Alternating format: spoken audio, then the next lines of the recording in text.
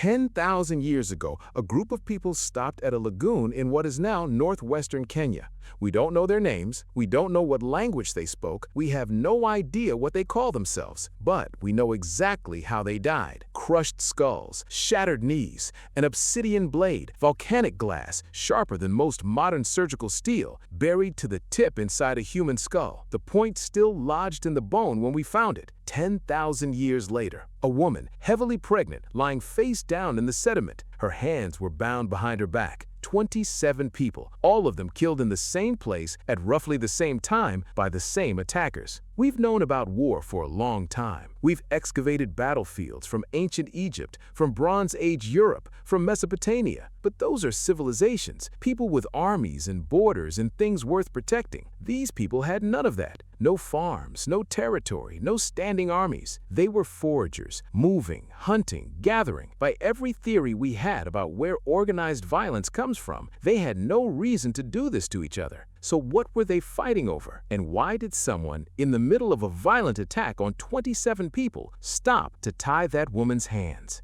The site is called Naturuk. It sits near Lake Turkana in Kenya, in a region that was once the shore of a productive lagoon, water and fish in an otherwise dry, harsh landscape. In 2016, paleoanthropologist Marta Mirasan-Lar published her team's findings in the journal Nature. What they described wasn't ambiguous. The evidence was unusually clear. The bones had been preserved in sediment for 10,000 years, protected by waterlogged ground until a drought lowered the water table and exposed them. When Lar's team excavated, the body positions were immediately wrong. Not scattered the way you'd expect from a flood or an animal attack. Clustered, some face down, some on their sides, several in positions that only make sense if the person was already restrained when they died. 27 individuals, men, women, children, at least one woman in the third trimester of pregnancy. Now, the theory that existed before Naturuk. For decades, the dominant view in anthropology was clean and logical. Organized war came from agriculture. Once humans started farming, they created food surplus.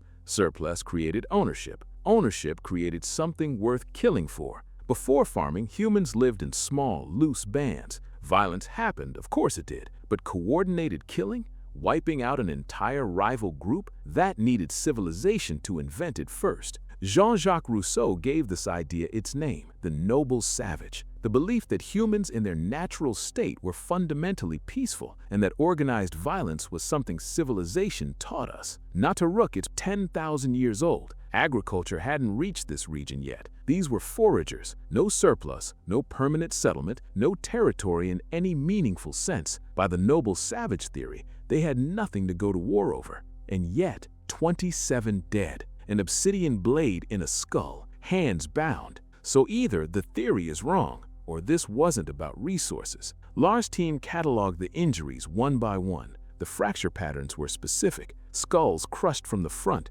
from behind, from the side, damage consistent with standing over someone who is already down, broken knee joints.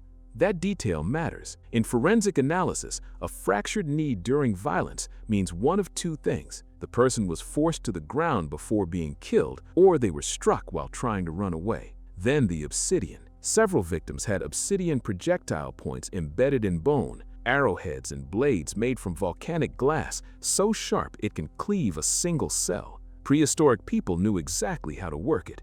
But here's what Lar's team found. The obsidian in Naturuk doesn't match the local geology. It came from a different region. The attackers had traveled with these weapons. They didn't improvise. They arrived at Naturuk carrying tools they had made ahead of time for this specific purpose. Think carefully about what that requires. A group of people chose, deliberately, to travel to where these 27 individuals were. They brought weapons they had prepared ahead of time, and when they arrived, before killing at least some of the victims, they stopped to bind their hands. Here is the detail that nobody says out loud. Binding someone's hands is not efficient. It takes time. You have to stop in the middle of an ongoing violent attack and physically restrain another human being. You don't do this because it makes killing easier. It doesn't. You can kill someone faster without it. You bind someone's hands because you want them present for what's about to happen. You want them to experience it fully. You want them to know in the last moments of their life that they cannot stop it. That is not a fight over a water source. That is a different impulse entirely, and that changes the question. We've been asking, what were they fighting over? Maybe that's the wrong question. Here's what the bones in Netheruk are actually showing us. Not the first battle, the first massacre. There's a difference, and it's not a small one. A battle is two groups fighting for an outcome. A massacre is one group removing another group from existence. In a battle, you stop when you've won. In a massacre, you stop when there's no one left to stop. The children, the pregnant woman. In a conflict over resources, over food, over water, over control of a lagoon, you don't kill children. Children are a resource. You absorb them, take them. Killing them is never the efficient choice. It is always a deliberate one, made by someone who wanted to make sure there was no one left to return. We started with a question. What were they fighting over? The answer we expected was something concrete: water, food, the lagoon itself, which was genuinely valuable, a rare green resource in an otherwise arid landscape. Those are the reasons we expect, the ones that make sense. But you don't bind someone's hands over a water source. You don't kill children over a lagoon. You don't carry weapons from another region, travel specifically to find this group of people and kill every single one you can reach, including those who couldn't fight, couldn't run, because you needed their fishing spot. What Netheruk shows is not resource competition. It shows something older, the organized, deliberate desire to make sure a specific group of humans stopped existing, and to make some of them experience that fact before it happened. Here's what that means for everything we thought we knew. The old theory said war was invented, that it was a side effect of civilization, triggered by surplus, by property, by all the conditions agriculture eventually created. War needed reasons to exist. Before civilization existed, the reasoning went, the reasons weren't there.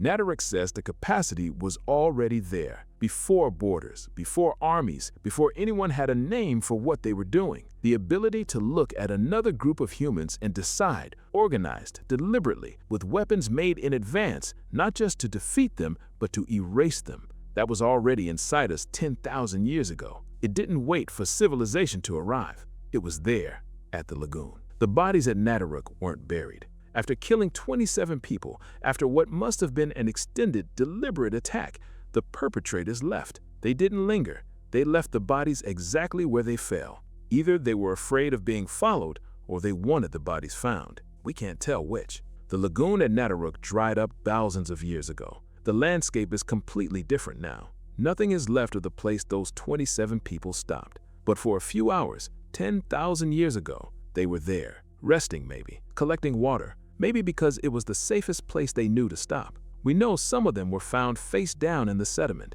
We know the attackers came from elsewhere, carrying weapons they had made in advance. We know the killing wasn't chaotic or accidental.